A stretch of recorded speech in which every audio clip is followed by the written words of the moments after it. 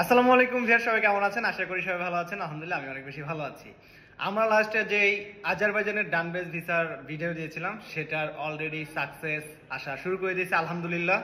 আজারবাইজানের ডানবেজ visa ডান, আজকে হচ্ছে এটা হাতে পাইলাম।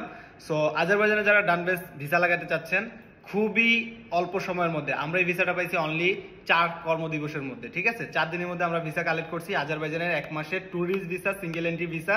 যারা করতে চাচ্ছেন জাস্ট আইডি, পাসপোর্ট, ছবি কপি নিয়ে আমাদের অফিসে চলে আসুন।